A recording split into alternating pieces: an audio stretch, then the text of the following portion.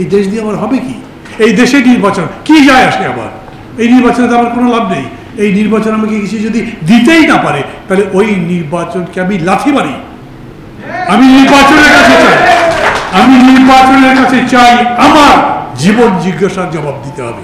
দেশে যেহেতু নির্বাচনের বাতাস বইছে, আমরা সেই নির্বাচনী প্রক্রিয়ার মধ্যে আছি। বিএনপি 237 জন ক্যান্ডিডেট ঘোষণা করেছে, একটা নাম কাটা গেছে, জানেন তো। আরও নাম কাটা যাবে, কাটা হয়নি, কিন্তু কাটার লাইনে উঠেছে। আমরা ঘোষণা করেছি 152 জন। আপনারা এখানে যারা যারা বসে আছেন তাদের অনেকে হয়তো জানেন, অনেকে জানেন না।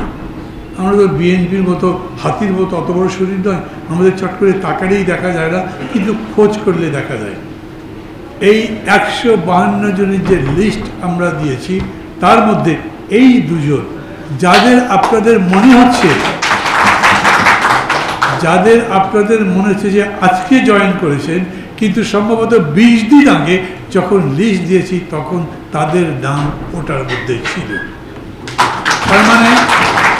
তার মানে আমি আপনাদের কাছে আজকে ঘোষণা করতে পারি, নাগরিক ঐক্যের পক্ষ থেকে আগামী জাতীয় সংসদ নির্বাচনে All Time Roma. Taste it, love it. যেই সমস্ত প্রার্থীদের নাম ঘোষণা করা হয়েছে, সেই প্রার্থীদের তালিকায় এই দুজন আছেন। ওনারা থাকবেন?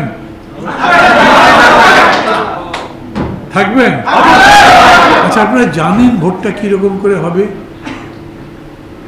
এই ভোট আমরা আমাদের প্রার্থী বলেছি, কিন্তু এটা ঠিক অবিস্মরণীয় একটা ঘটনা ঘটেছে।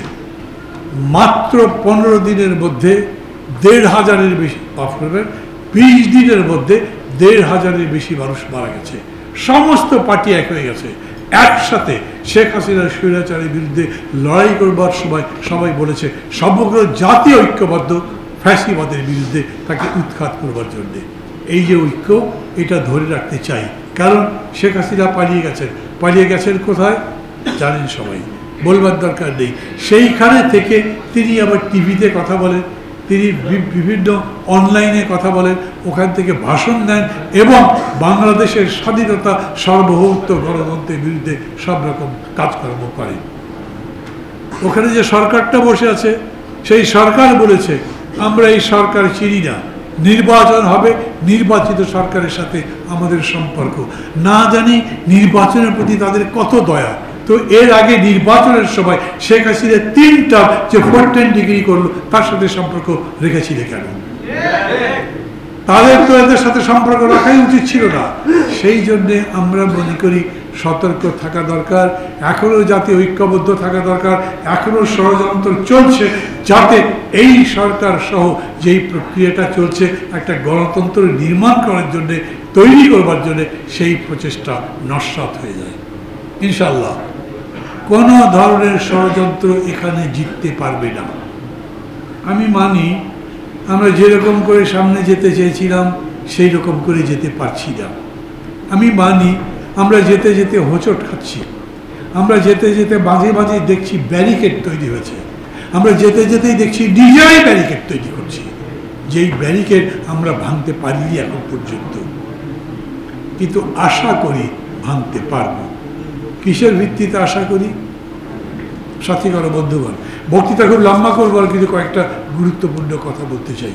এই যে নির্বাচন, এই নির্বাচনকে কিভাবে দেখেন আপনারা? খানিকটা আজকের সবার যিনি পরিচালনা করছিলেন আমাদের যুগ্ম সাধারণ সম্পাদক সাকিব আনোয়ার আপনাদের কাছে বলেছে, এই ভোট আগের যতগুলো ভোট হয়েছে সেই ভোটের মতো নয়। এটা কোনো মার্কার ভোট নয়, এটা কোনো পরিবারের ভোট নয়, এটা অমুক নেতা এত বড় ছিলেন তাকে দেখে ভোট দেবেন সেই ভোটও নয়। এটা নতুন বাংলাদেশ গড়বার ভোট। নতুন বাংলাদেশ মানে কি? পুরনো যা কিছু ছিল, যা কিছু আছে, যা আমাদেরকে কষ্ট দিয়েছে, যা আমাদের দুঃখ দিয়েছে, যা আমাদের সামনে যেতে দেয়নি, যা আমাদের জীবনটাকে সুখদ বানাতে দেয়নি, যা আমাদের জীবনটাকে সুখী বানাতে দেয়নি, সেই সব কিছু আমরা বর্জন করতে চাই। কিভাবে হবে? মেজর সালাম যখন তার এলাকায় যাবেন, আজকে যাবার পরে আমি জানি না এর মধ্যে তিনি কি কি করেছেন, কিন্তু যাওয়ার পরে এলাকার লোকের সঙ্গে তো কথা বলবেন, আপনারা তো কথা বলবেন। উনি কি বলবেন? নিশ্চয়ই বলবেন আমি নাগরিক ঐক্যের প্রার্থী, কেটলি আমার বার্কা, বলতেই পারবেন তিনি। আমাদের দলের পক্ষ থেকে এই ব্যাপারে কোনো নিষেধ নেই।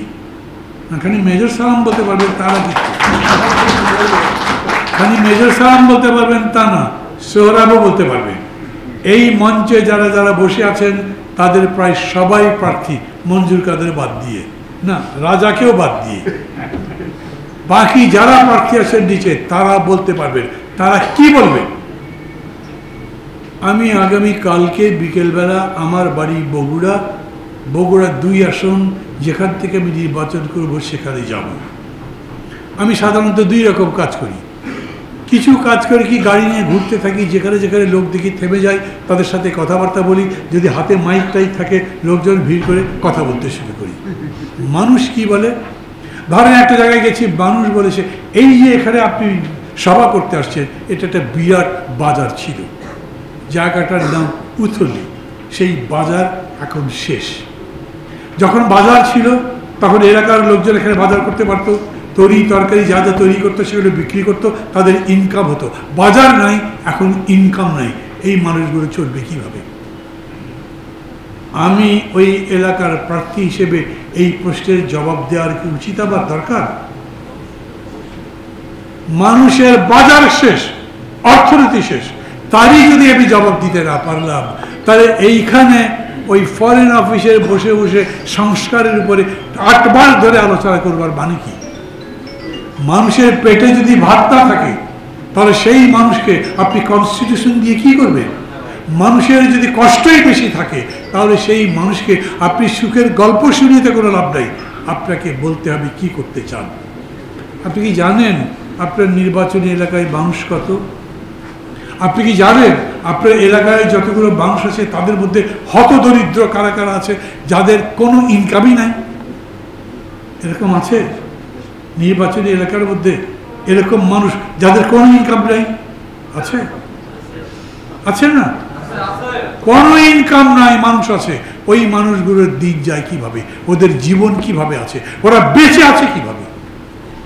রাষ্ট্রের দায়িত্ব নেই, সরকারের দায়িত্ব নেই, আমার কোনো ইনকাম নেই, আমার অসুখ হয়েছে, আমি ডাক্তারের কাছে যেতে পারি না, ডাক্তারের ভিজিট দিতে পারি না, ডাক্তার যদি প্রেসক্রিপশন লেখে আমি সেই ওষুধ কিনবার টাকা নেই আমার কাছে, তাহলে আমার এই জীবন রাখার মানে কি? এই দেশ আমাকে কি দেবে? এই দেশ দিয়ে আমার হবে কি? এই দেশে নির্বাচন কি যায় আসে? আবার এই নির্বাচনে তো আমার কোনো লাভ নেই। এই নির্বাচন আমাকে কিছু যদি দিতেই না পারে তাহলে ওই নির্বাচনকে আমি লাথি মারি।